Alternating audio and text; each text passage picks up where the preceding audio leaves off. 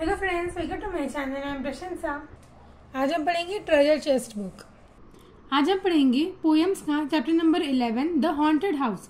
Chapter number 11 1 to 5 अपने 9th के are में आए थे और 11, 12, 13, 14, 15 10th में है। टोटल 1 to 5 और 11 to 15 ये बोर्ड्स का सिलेबस है। तो उस हिसाब से हम चैप्टर नंबर 11 पढ़ेंगे जो पोएम्स में है हॉन्टेड हाउस, जो H.W. लॉन्गफेलो ने लिखी है। पहले हम पोएट के बारे में जान लेते हैं कि पोएट कौन थे और वो कैसे थे, उन्होंने क्या सोच के पोएम हॉन्टेड हाउस लिखी। हेनरी वर्ड्सवर्थ लॉन्गफेलो, ये उनका पूरा नाम था, जिसको हम शॉर्ट में H.W. लॉन्गफेलो बोलते हैं। 1807 to 1882 ये one of the America's iconic poet of 19th century, मतलब अमेरिका के आइनिक पोएट माने जाते थे। वो 19th सेंचुरी के बहुत अच्छे आइनिक पोएट थे। आइनिक पोएट मतलब छोटी सी बात को बढ़ा चढ़ा कर बोलने में उनकी बहुत अच्छी थी, बहुत अच्छे से काम कर लेते थे। Reminded Americans of their roots through their writing. He is remembered for the myth and classic legend that he created from American historical event and material such as Song of Hiawatha. ये जो song of हियावता उनकी एक poem है जिन्होंने American historical event और material को ध्यान में रखते हुए लिखी है। अमेरिका में हिस्टोरिकल इवेंट्स कैसे हो रहे थे, क्यों हो रहे थे, और उस उनके मटेरियल्स को ध्यान में रखते हुए पूरी हिस्ट्री अमेरिका में की इस सॉन्ग में लिखी गई है। ये जो है पोयम, ये अमेरिका के नेटिव अमेरिकन और ओरल हिस्ट्री पे बेस्ड थी। मतलब अमेरिका में पहले कुछ लोग ओरली हिस्ट्री बोलते बोलते चलते थे, मतलब चलते फिरते वो लोग बोलते थे और उनको उस चीज के पैसे मिलते थे। तो उस चीज पे रिलेटेड उन लोगों की हिस्ट्री को ध्यान में रखते हुए जो अलग अलग जो लोग कहानी बनाते थे, वैसे कहानियों वाली हिस्ट्री को ध्यान में रखते हुए वो पोएम लिखी है सॉन्ग ऑफ हियावता। उनकी जो दूसरी पोएम है वो है पॉल रिवर्स साइड। वो जो ये जो पोएम है ये सेलिब्रेट कर रहा है first battle of revolutionary war. जब अमेरिका फर्स्ट बैटल जीता था रेवोल्यूशनरी वॉर को, उसको सेलिब्रेट करने की खुशी में ये पोएम एक हैप्पी मूड को दर्शाता है। Paul reverse side, reverse side मतलब अपोजिट साइड का पॉल हार, और मतलब हमारी जीत। ये जो पोएम है हॉन्टेड हाउस, ये फैंटम्स पे रिलेटेड है। फैंटम्स मतलब भूत। लॉन्गफेलो ने फैंटम्स पे रिलेटेड ये हॉन्टेड हाउस पोएम लिखी है। वो कोई ऐसे भूत के बारे में बात नहीं कर रहे हैं जो डरावने हैं या जो एंग्री है। Phantoms in Longfellow poem the haunted house are neither mischievous, poltergeists not angry spirits who seek to harm. वो कोई ऐसे चीजों के बारे में बात नहीं कर रहे हैं जो एंग्री है या किसी को हार्म करने वाले हैं। वो एक शांत भूत के बारे में बात कर रहे हैं। They are simply the soul of dear departed who are linger in our memories and therefore in our lives and homes. जो लोग मर जाते हैं और उनकी जो आत्मा रहती है वो जो सिंपली भटकते रहती है, वो उस भूत के बारे में बात कर रहे हैं जो ना एंग्री है और ना मिस्चीवियस है, ना किसी को हार्म करने वाले हैं। ये एक सिंपल सोल है जो हमारे हाउस में लिंगर करते रहते हैं। They seem to share our living space and silently observe, perhaps even join our daily activities at the table, at the fireside. They float, they waft, they glide about us, and we feel somehow they are connected to us for time, us for all time. वो क्या चाहते हैं, हमारे साथ share करना चाहते हैं, हमारे लिविंग स्पेसेस शेयर करना चाहते हैं। वो साइलेंटली हमारी हर चीज को ऑब्जर्व कर रहे हैं।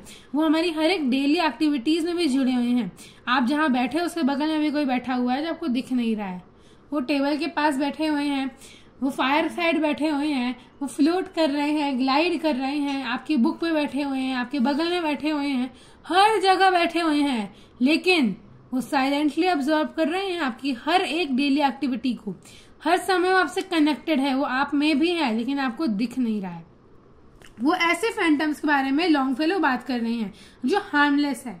ये जो पोएम है एक रेगुलर रिदम या रिदमिंग स्ट्रक्चर को बताती है। इस पोएम में हमें बहुत सारे आइनिक्स मिलेंगे, बहुत सारे अलग अलग टाइप के स्पीच मिलेंगे, पार्ट्स ऑफ स्पीच मिलेंगे जो एक रेगुलर रिदम या रिदमिंग स्ट्रक्चर को बताएगा। इस पोएम के बेस पे बहुत सारे क्वेश्चंस ऐसे बनेंगे कि हमें पर्सोनिफिकेशन ढूंढना है, आइटम ढूंढना है, अलग अलग टाइप के क्वेश्चंस पार्ट्स ऑफ स्पीच में बनने वाले हैं। ये किस टाइप का पोएम है, और जो पोएम है ये एक फीलिंग ऑफ पीस और सोलास को डिफाइन करता है। देखने में हॉन्टेड पोएम है, लेकिन ये पोएम को जब हम पढ़ेंगे तब ये एक फीलिंग ऑफ पीस देता है और सोलास देता है। ये देता है ये पोएम एक सेंस ऑफ सिक्योरिटी है। जो हमें सिक्योर फील कराती है कि हाँ हम अकेले नहीं हैं, कोई हमारे साथ है हमेशा। ये एक नोशन ऑफ हॉन्टिंग है। लोग समझते हैं कि ये हॉन्टिंग है, लेकिन ये सेंस ऑफ सिक्योरिटी का पोएम है। लॉन्गफेलो असर्ट करता है कि जो हाउस है वो हॉन्टेड हाउस है, क्योंकि वो जो हॉन्टेड हाउस है वो बहुत ही कंफर्टेबल है रादर देन अ मीनसिंग। मतलब जो अकेला घर है जिसमें कुछ नहीं रहता है, कोई नहीं रहता है, ना कोई फैंटम्स है ना कोई लोग है, उससे अच्छा एक हॉन्टेड हाउस है जिसमें अगर लोग नहीं रहते हैं तो भूत रहते हैं। वो ज्यादा कंफर्टेबल है कि घर में कोई ना कोई रहता है। ये पूरा पोएम का जो एक्नॉलेजमेंट अगर हम लिया जाए तो इस पोएम में हमें देखा जाएगा जो लव्ड वंस हैं, जो अभी नहीं हमारे साथ रह रहे हैं या जो हमारे साथ अभी नहीं कंटिन्यू कर पाए लाइफ, वो हमारे मेमोरीज में रहते हैं और हम उनको सोचते हैं, तो हम उनको सोचते हैं और हम फील करते हैं कि हमारे बगल में है। तो वो इस पोएम को इसमें दिया हुआ है। ये है हॉन्टेड हाउस पोएम जो H.W. लॉन्गफेलो ने लिखी है। हम इसका 1 by 1 पैराग्राफ वाइज पढ़ेंगे। All houses wherein men has lived and died are haunted house. Through the open doors, the harmless phantoms on the airlands glide, with feet that make no sound upon the floor. हर एक line में एक idea छुपा हुआ है जिसके base पे sentence बन सकता है, क्वेश्चन बन सकता है। ये जो है ऑल से लेके हाउस तक, ये भी एक क्वेश्चन बन सकता है और इसके बेस पे 4 क्वेश्चन आ जाएंगे आपको आंसर करने के लिए। इसलिए हर एक लाइन का जानना इंपॉर्टेंट है। जो सारे हाउस होते हैं जहाँ पे लोग जीते हैं और मरते हैं वो हॉन्टेड हाउस होते हैं। उसके डोर्स हमेशा खुले रहते हैं। आपके डोर बंद कर देने से दरवाजे बंद नहीं हो जाते हैं, वो दरवाजे हमेशा खुले रहते हैं। कौन उस दरवाजे में से आता है? उस दरवाजे में से हार्मलेस फैंटम्स आते हैं, वो ग्लाइड करते हुए आते हैं। वो जो हार्मलेस फैंटम्स है वो ग्लाइड करते हुए आते हैं, ऐसे हिलते हुए आते हैं, मतलब उनके फीट जमीन पे नहीं आते हैं, वो हवे में ग्लाइड करते हुए आते हैं, उड़ते हुए आते हैं कि उनके पैरों से तो कोई आवाज नहीं आती है और आपको पता नहीं चलता है जमीन पे क्या हो रहा है, कोई चल रहा है कि नहीं चल रहा है। We meet them at doorway, on the strand, along the passage they come and go. Impalpable impressions of the air, a sense of something moving to and fro. वो जो फैंटम्स हैं हम उनको डोर पे बैठा हुआ देख सकते हैं, स्टेयर पे बैठा हुआ देख सकते हैं, पैसेज में देख सकते हैं। आप आगे बढ़ोगे आपके साथ रहेंगे, पीछे रहेंगे आपके साथ रहेंगे। मैंने बोला ना आपके बगल में ही बैठे हुए हैं। तो वही एक इम्पैलेबल इम्प्रेशंस है, मतलब ऐसी इम्प्रेशंस, ऐसी चीजें जो हमें दिख नहीं पा रही है लेकिन वो एयर में है। ये एक सेंस है जो आगे पीछे हो रहा है। आप लोग रील्स तो देखते होंगे, रील्स में देखते होंगे कि झूला आगे और पीछे होता रहता है, अचानक से अपने से हो रहा है।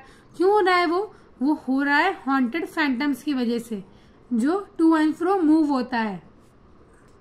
There are more guests at the table than the host invited. The illuminated hall is thronged with quite inoffensive ghosts, as silent as a picture on the wall. जब घर में कोई गेस्ट आते हैं उस गेस्ट से ज्यादा होस्ट रहते हैं। होस्ट मतलब जो मरे हुए लोग हैं वो ज्यादा होते हैं टेबल पे, जिसको हम इनवाइट करते हैं उससे ज्यादा जो लोग नहीं हमें दिखते हैं वो होते हैं, जिसके कारण रूम भरा भरा दिखता है।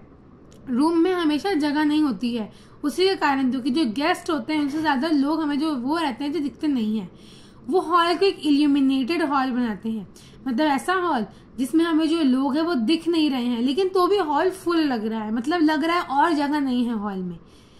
वो एक थ्रॉन्ग्ड क्वाइट इन्फ्लुएंसिव घोस्ट रहते हैं, मतलब वो शांत होते हैं, हमें आवाज नहीं आती है, ना वो ऑफेंसिव रहते हैं, मतलब ना वो हमारे अगेंस्ट जाते हैं। वो ऐसे होस्ट रहते हैं जो पिक्चर्स ऑन वॉल के जैसे साइलेंट रहते हैं, मतलब वॉल पे जैसे पिक्चर्स रहती है उस हिसाब से वो साइलेंट रहते हैं, मतलब कोई आवाज नहीं आती, एकदम शांत रहता है, लेकिन वो होते हैं। The stranger at my fireside can not see the forms I see. अब ये जो पोयम है ये एक पोएट ने लिखी है। वो पोएट अपने आप को भूत समझ रहा है, वो अपने आप को भूत मान रहा है, और जो पोयम है, मतलब जो पोयम बोल रहा है वो एक इंसान है और पोएट अपने आप को भूत समझ रहा है। तो वो एक ऐसा पोयम ऐसे आइनिक लिख रहा है कि वो भूत है, वो नहीं देख पा रहा है लेकिन उसका जो फ्रेंड है वो उसको देख नहीं पा रहा है, लेकिन वो सब चीज देख पा रहा है। पोएट भूत है, वो सब चीज देख पा रहा है, लेकिन जो फ्रेंड है वो कुछ नहीं देख पा रहा है। इसलिए यहाँ पे जो सेंटेंस दिया गया है वो सेंटेंस दिया गया है, the stranger at my fireside can not see the forms I see. I see से यहाँ पे मतलब हो रहा है कि पोएट देख पा रहा है, और स्ट्रेंजर का मतलब जो रीडर है, जो रीड कर रहा है, जो बोल रहा है। जो स्ट्रेंजर है वो नहीं देख पा रहा है जो मैं देख पा रहा हूँ, और मैं क्या देख पा रहा हूँ जो स्ट्रेंजर नहीं देख पा रहा है वो मैं देख पा रहा हूँ। Nor here the sound I hear, जो ऐसा साउंड भी मैं नहीं सुन पा रहा हूँ जो वो मैं नहीं सुन रहा हूँ जो वो नहीं सुन पा रहा है। ये सारी चीजें भूत को दर्शाती है कि जो पोएट है वो अपने आप को घोस्ट समझ रहा है, अपने आप को फैंटम समझ रहा है, और वो स्ट्रेंजर को एक ह्यूमन बीइंग समझ रहा है, जो समझ के वो बोल रहा है कि मैं वो चीज देख पा रहा हूँ लेकिन स्ट्रेंजर नहीं देख पा रहा है। ये दो सेंटेंस बोर्ड एग्जाम में आ चुके हैं, जिसके बेस पे क्वेश्चन आ गया है कि who is referred to phantom and who is refers to stranger. But he perceives what is wild and to me all that has been visible and clear. लेकिन वो ऐसा जो स्ट्रेंजर है, इसे स्ट्रेंजर की बात हो रही है, ही का यहाँ मतलब स्ट्रेंजर है, वो जो स्ट्रेंजर है वो ऐसा दिखा रहा है कि वो सब कुछ देख पा रहा है, उसकी नजर में सब कुछ क्लियर है। लेकिन जो आई है, मतलब जो पोएट है, जो फैंटम है, उसको पता है कि जो मैं देख पा रहा हूँ, सुन पा रहा हूँ, वो स्ट्रेंजर नहीं देख पा रहा है। We have no title deed to house और land, owner and occupant of earlier date, from graves forgotten stretch and their dusty hand, and old in mortmain still their older estate। ये जो paragraph है ये store room की बात कर रही है। यहाँ पे जो मेन मोटिव है ये स्टोर रूम को दिखा रहा है कि जो हाउस होते हैं जहाँ पे थोड़ा काम होता है, या हाउस का ऐसा लैंड जहाँ पे ज्यादा काम नहीं होता है, ज्यादा लोग आते जाते नहीं रहते हैं, ऐसा लैंड जहाँ पे ओनर, जो हाउस के ओनर है या उसके ऑक्यूपेंट मतलब जो हाउस में रह रहे हैं, वो बहुत दिनों से वहां पे नहीं गए हैं, ऐसा हाउस जहाँ पे ग्रेव्स छूट गए हैं और उनका जो डस्टी हैंड है वो स्ट्रेच हो रहे हैं। ये घोस्ट के बारे में बात कर रही है, जो डस्टी हैंड स्ट्रेच हो रहा है घोस्ट के बारे में बात कर रही है। और ये जो ऊपर के दो लाइन है वो स्टोर रूम को बताती है, मतलब कोई ऐसा रूम जहाँ पे बहुत दिनों से नहीं जा रहा है, या वहां पे बहुत दिनों से नहीं चहल पहल नहीं होती है। And old in mount man still there older state, मतलब जो मोट मैन है, जो मेन पर्सन है, वो ओल्ड स्टेट को भी नहीं मान रहा है, वो पुरानी चीजों को नहीं, उतना फर्क नहीं पड़ रहा है। तो ऐसी जगह पे ये रीड्स देखी जाती है। कैसे रीड्स? उनकी जो डस्टी हैंड्स है वो उस समय फैंटम्स को गुस्सा आता है, ऐसे समय में फैंटम्स को गुस्सा आता है। अब फिर वो फैंटम क्या बोल रहा है, फिर उसके बाद कब उसको गुस्सा आया था उसने क्या बोला, the spirit world around the world of sense. World of sense मतलब इंसानों की दुनिया, स्पिरिट वर्ल्ड मतलब भूतों की दुनिया, मतलब वर्ल्ड ऑफ सेंस इंसानों की दुनिया कम है, भूतों की दुनिया ज्यादा है। हर एक इंसान भूत है, आप भी भूत हो। Float like an atom atmosphere and everywhere, मतलब हर समय फ्लोट करते रहते हो। क्यों यहाँ पे लिखा गया है वर्ल्ड ऑफ सेंस अराउंड? क्योंकि हम भी इधर उधर घूमते रहते हैं, आप भी घूमते रहते हो और भूत भी घूमते रहता है, तो कोई अंतर नहीं है। एक अंतर वो है कि भूतों को जो दिख सकता है वो आपको नहीं दिख सकता है। आप भी भूत के जैसे घूमते रहते हो, ग्लाइड करते रहते हो, और भूत भी वही काम करता है। Wafted through their early mist and vapor dense, मतलब जब फॉगी नेचर हो जाता है, मिस्ट चलती है, वेपर होता है, एवापोरेशन कंडेंसेशन पढ़ा है ना, जब वैसी चीजें होती है तब हमें भूत दिखाई देते हैं। वैसी चीजों में अपने आप को नहीं देख पाते हो ना आप। क्या दिखता है? लगता है वो धुआं कोई बन रहा है, कोई इंसान का शेप ले रहा है, वो शेप भूत होता है। A vital breath of more earth layer, मतलब हमें घुटन से होने लगती है, कुछ अच्छी हवा नहीं आती, घुटन से होने लगती है। क्यों होता है उस समय? क्योंकि भूत को आया हुआ है गुस्सा, वो क्या करेगा, आपका आके गला दबाएगा, इसीलिए आपको अर्थल एयर नहीं वाइटल ब्रेथ आती है, इसीलिए आप भी भूत हो। Our little lives are kept in equipoise by opposite attractions and desire. The struggle of instinct and that enjoy and are more noble instinct that aspire. ये जो सेंटेंस है, ये जो पैराग्राफ है, ये ब्रिटिश थोड़ा फैंटम जो भूत है, घोस्ट, वो थोड़ा इमोशनल होके बोल रहा है। जो लिटिल लाइव्स है वो इक्विपॉइज में रखी हुई है, मतलब जो जिंदा है लोग अभी वो खुश नहीं है, लेकिन जो मर गए हैं वो ज्यादा खुश है। जो जिंदा है उसके पास अभी सब कुछ है लेकिन तो भी वो दुखी है। जो मर गया उसके पास अभी कुछ नहीं है, ना उसके पास अट्रैक्शंस है, ना उसके पास स्ट्रगल है, लेकिन तो भी वो अपने आप को एंजॉय कर रहा है। एक स्ट्रगल बिना, वो भी एक स्ट्रगल कर रहा है लेकिन तो भी वो एंजॉय कर रहा है। लेकिन जो लिटिल लाइव्स है, मतलब जो अभी जिंदा है, वो अभी इक्विपॉइज में, वो भी सैड है। उसके पास अट्रैक्शंस है, उसके पास डिजायर, उसके पास नोबल इंस्टिंक्ट है, उसके पास एस्पायर है। ये सारी चीजें हैं, मतलब सब चीज, मतलब उसका है लालच। जो इंसान जिंदा है उसके पास लालच है, और जो मर गया है उसके पास कुछ नहीं है। जो कुछ के पास कुछ नहीं है, उसको सब कुछ मिल चुका है, वो एंजॉय कर रहा है। और जिसके पास लालच है वो इक्विपॉइज में है, मतलब अभी भी सैड है। These preparations, these preparatory jar of earthly want and aspirations high, come from the influence of unseen star and undiscovered planet in our sky. यहाँ पे फैंटम थोड़ा और इमोशनल हो रहा है। वो अपने और बता रहा है कि हाँ क्यों सैड क्यों हो, इतनी चीजें तुम्हारे पास है, थोड़ा मेहनत करनी पड़ रही है। थोड़ी मेहनत के कारण तुम इतने इक्विपॉइज हो, इतने सैड हो। थोड़ी मेहनत कर लोगे तो जो अर्थली है, मतलब जब तुम मर जाओगे उसके बाद जो एस्पिरेशंस है, उसके बाद जो लोग रहेंगे वो हाई सोचेंगे तुम्हारे बारे में। वो तुम्हारे बारे में बड़ा सोचेंगे, ज्यादा सोचेंगे, अच्छा सोचेंगे। लेकिन अगर तुम अभी मेहनत नहीं करोगे तो तुम्हारे जो पीछे लोग आएंगे वो तुम्हारे बारे में इन्फ्लुएंस करेंगे, तुमको एक अनसीन स्टार बना देंगे, मतलब तुम्हारे बारे में अच्छा नहीं बोलेंगे। वो तुम एक ऐसी मेहनत करनी है कि तुम एक अनडिस्कवर्ड प्लैनेट स्काई के न रह जाओ, ना तुम एक अनसीन स्टार बनो, ना एक अनडिस्कवर्ड प्लैनेट रह जाओ। मेहनत करने की वजह से तुम इक्विपॉइज मत बनो, थोड़ी सी मेहनत करने लो और बाद में तुम एंजॉय करोगे। यही सेंटेंस में दिया गया था, the struggle of instant that enjoy, मतलब बाद में अगर आप एंजॉय करना चाहते हो तो जब आप जिंदा हो तब मेहनत कर लो, नहीं तो बाद में आप अनडिस्कवर्ड प्लैनेट और अनसीन स्टार बन के रह जाओगे। As the moon from some dark gate of cloud throws over the sea floating bridge of light, जो मून होता है वो एक गेट की तरह काम करता है। क्लाउड क्या करता है, गेट की तरह काम करता है ना। मून की जो रोशनी है उसको रोक देता है। ब्रिज ऑफ लाइट इसको बोला गया है, मून की रोशनी मतलब ब्रिज ऑफ लाइट। यहाँ पे ब्रिज का यूज किया गया है क्योंकि जो मून की रोशनी है वो एक रे में निकलती है। सनरेज पढ़ा है ना, तो वैसे ही मून की भी जो रोशनी है रे में निकलती है। जब वो रे में निकलती है तो एक लाइन बनती है, और एक लाइन जो ऊपर से नीचे आती है, नीचे से ऊपर जाती है, मतलब ट्रैवल करने में हेल्प करती है। उस ट्रैवलिंग वाली लाइन हम यूज करते हैं।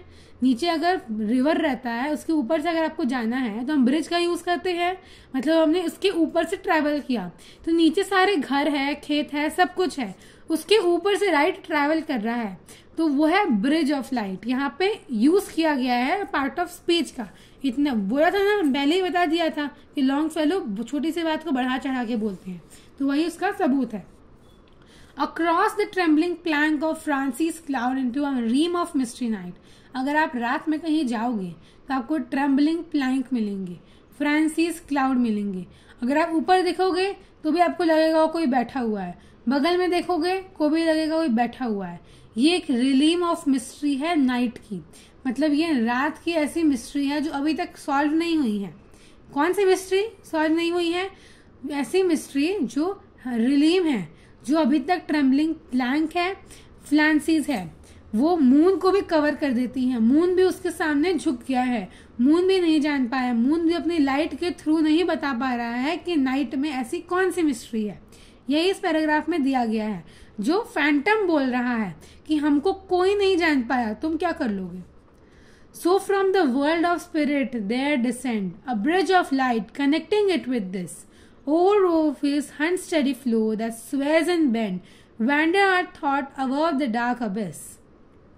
मतलब वर्ल्ड ऑफ सेंस से परे, मतलब जो इंसानों की दुनिया है उससे बहुत कई गुना आगे, साइंस में हर एक चीज में कई गुना आगे डिसेंड, मतलब कई गुना आगे वर्ल्ड ऑफ स्पिरिट है, मतलब भूतों की दुनिया है। वो तुमसे ज्यादा साइंस भी जानती है, लोगों को कनेक्ट करना भी जानती है, और अनस्टेडी फ्लोर को स्वे करना और बेंड करना भी जानती है।